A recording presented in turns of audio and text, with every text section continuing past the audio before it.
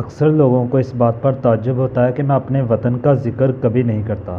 بعض اس بات پر بھی حیران ہیں کہ میں اب کبھی اپنے وطن کو نہیں جاتا۔ جب کبھی لوگ مجھ سے اس کی وجہ پوچھتے ہیں تو میں ہمیشہ بات ٹال دیتا ہوں۔ اس سے لوگوں کو طرح طرح کے شبہات ہونے لگتے ہیں۔ کوئی کہتا ہے وہاں اس پر ایک مقدمہ بن گیا تھا، اس کی وجہ سے روح پوش ہے۔ کوئی کہتا ہے وہاں کہیں ملازم تھا، غبن کا الزام لگا، ہجرت کرتے ہی بنی۔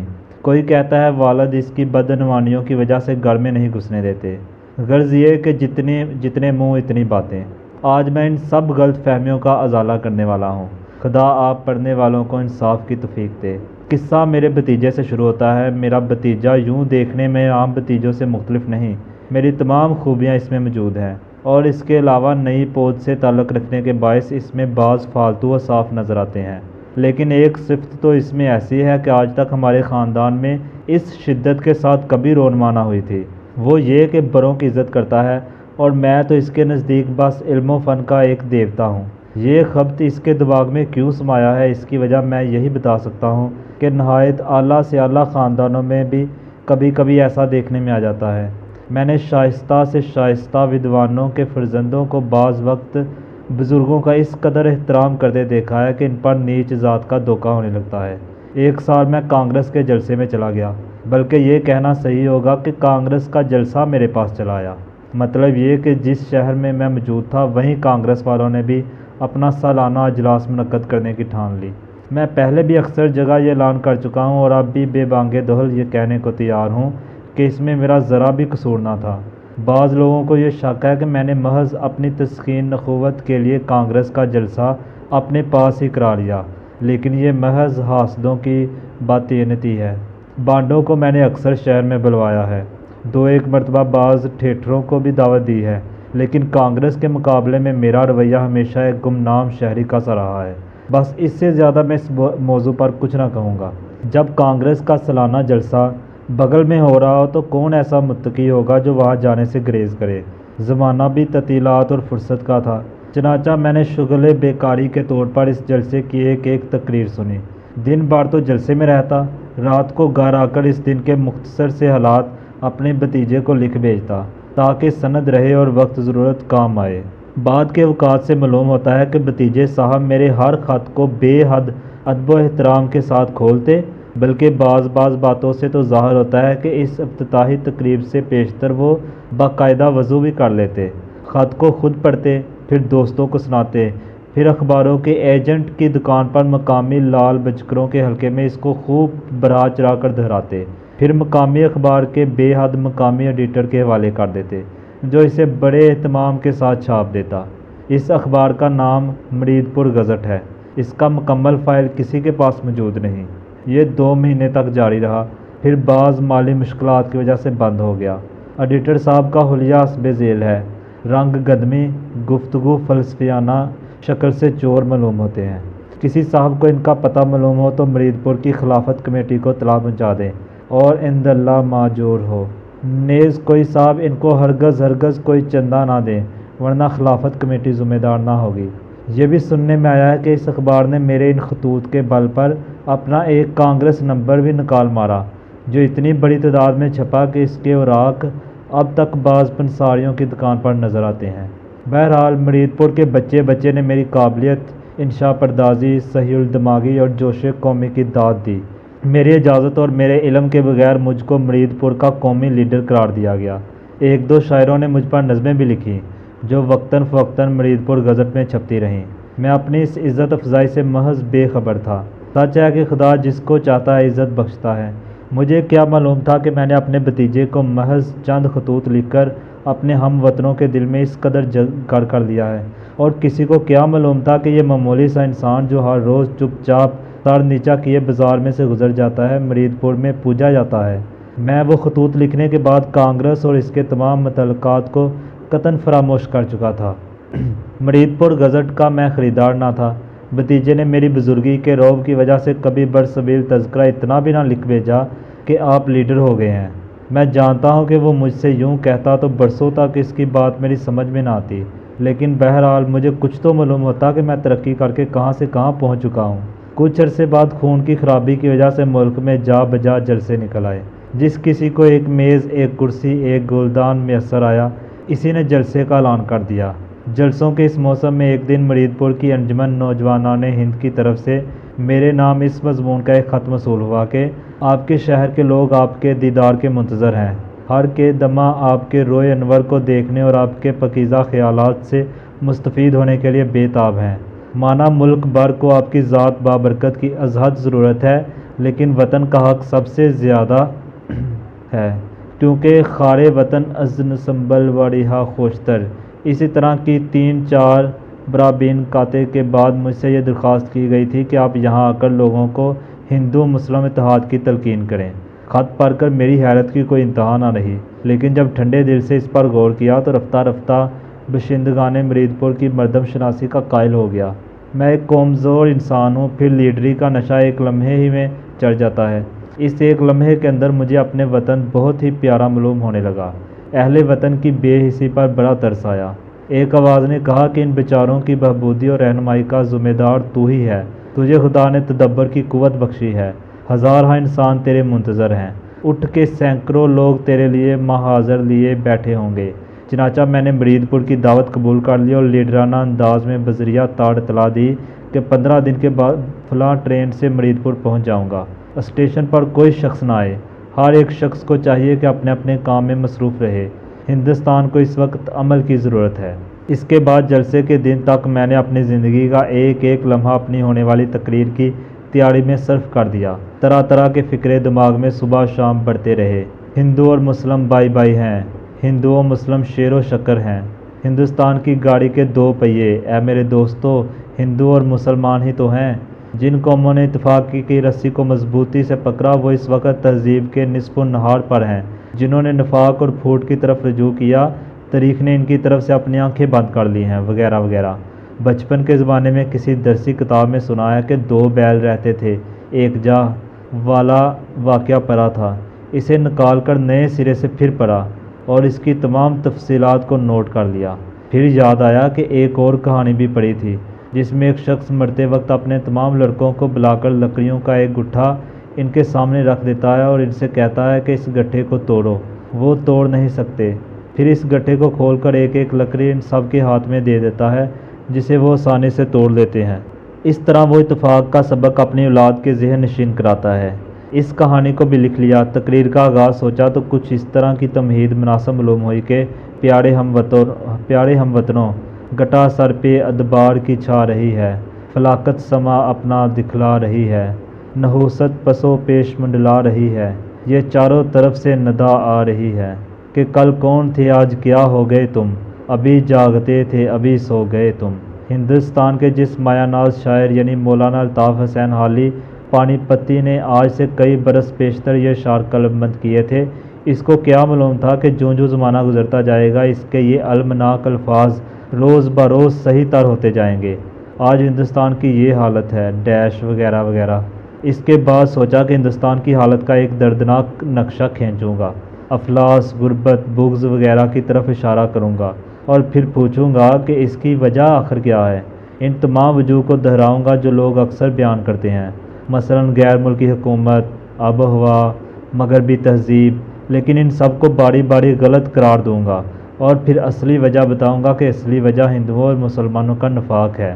آخر میں اتحاد کی نصیحت کروں گا اور تقریر کو اس شعر پر ختم کروں گا۔ آ اندلیب مل کے کریں آہوزاریاں، تو ہائے گل پکار میں چلاؤں ہائے دل۔ 10-12 دن اچھی طرح غور کر لینے کے بعد میں نے اس تقریر کا ایک خاکہ سا بنا لیا اور اس کو ایک کاغذ پر نوٹ کر لیا تاکہ جلسے میں اسے اپنے سامنے رکھ سکوں۔ وہ خاکہ کچھ اس طرح کا تھا: تمہید، اشعار حالی، ہندوستان کی موجودہ حالت، افلاس، بغض، قومی رہنماؤں کی خود غرضی، اس کی وجہ، کیا غیر ملکی حکومت ہے؟ نہیں۔ کیا آب و ہوا ہے؟ نہیں۔ کیا مغربی تہذیب ہے؟ نہیں۔ تو پھر کیا ہے؟ وقفہ جس کے دوران میں مسکراتے ہوئے تمام حاضرین جلسہ پر ایک نظر ڈالو، پھر بتاؤں کہ وجہ ہندوؤں اور مسلمانوں کا نفاق ہے۔ نعروں کے لیے وقفہ، اس کا نقشہ کھینچو، فسادات وغیرہ کا ذکر رکت انگیز آواز میں کرو۔ اس کے بعد شاید پھر چند نعرے بلند ہوں، ان کے لیے ذرا ٹھہر جاؤ۔ خاتمہ، عام نسائے، خصوصاً اتحاد کی تلقین۔ اس کے بعد انکسار کے انداز میں جا کر اپنی کرسی پر بیٹھ جاؤ اور لوگوں کی داد کے جواب میں ایک ایک لمحے کے بعد حاضرین کو سلام کرتے رہو۔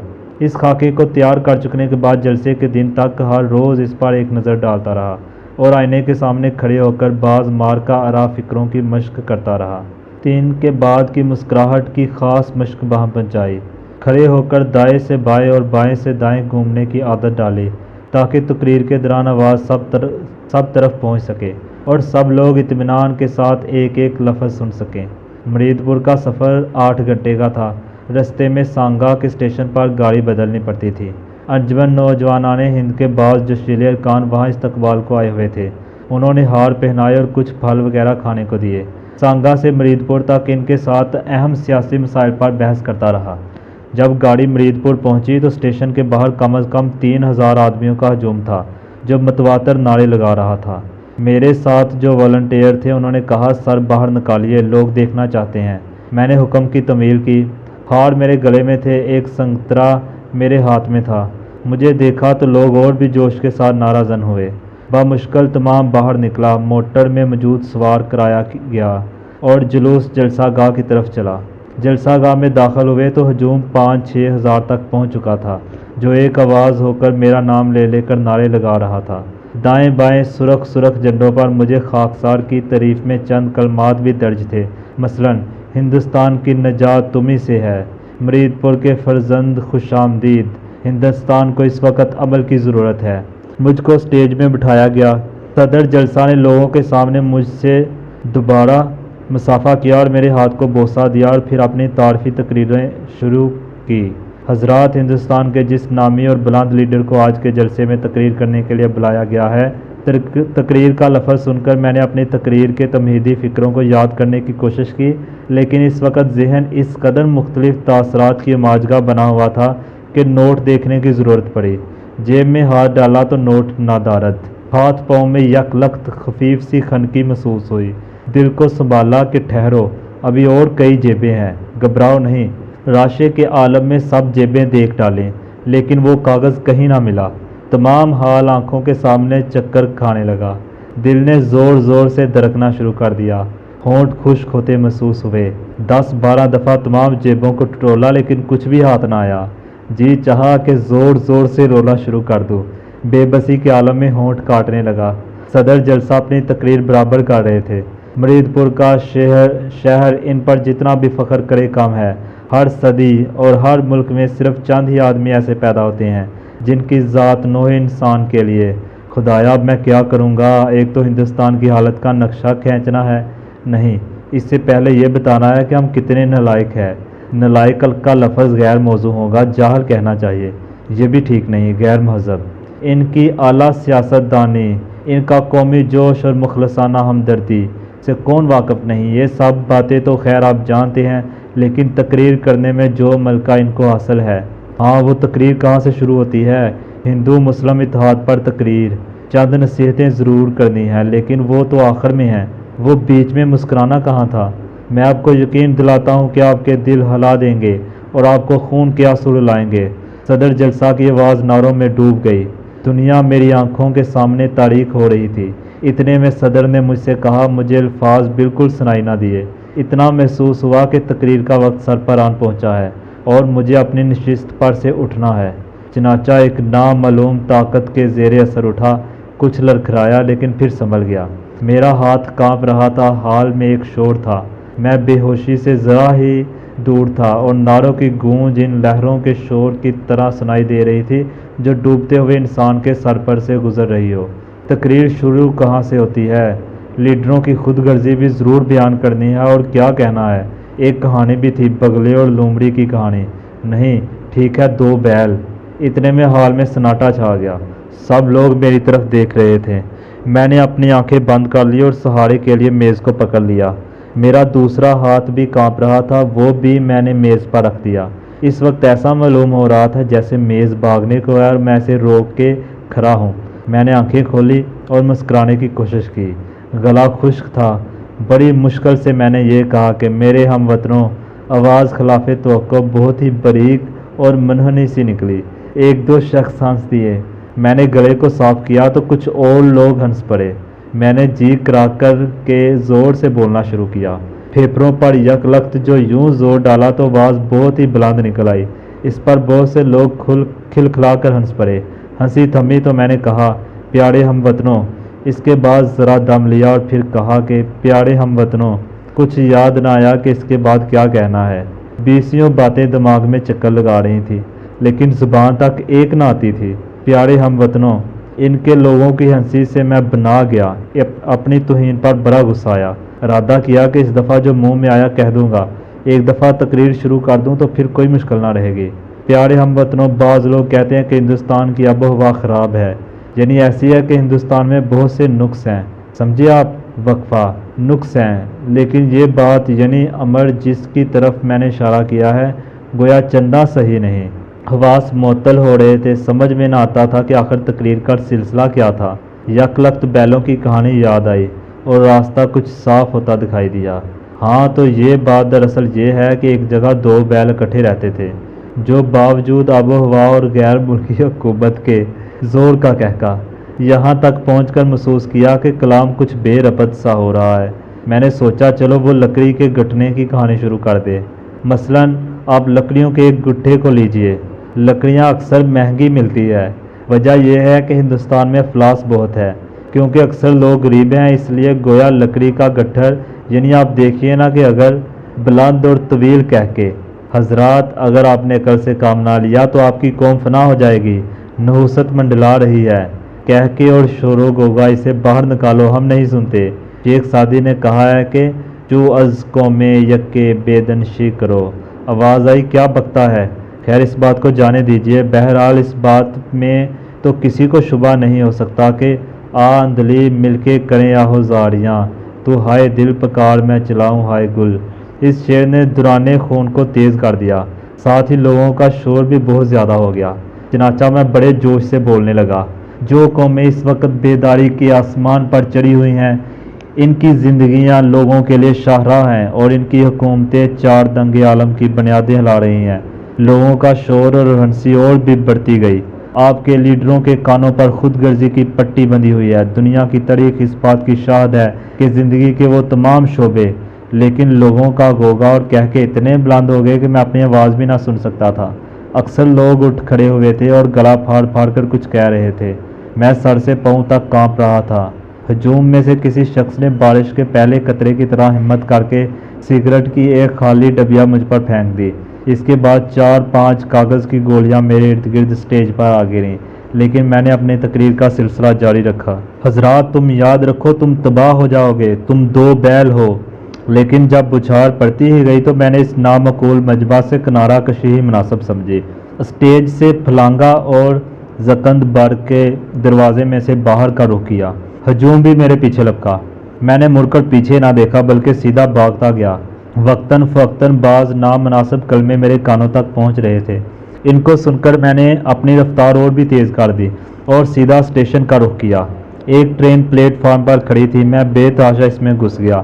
ایک لمحے کے بعد ٹرین وہاں سے چل دی۔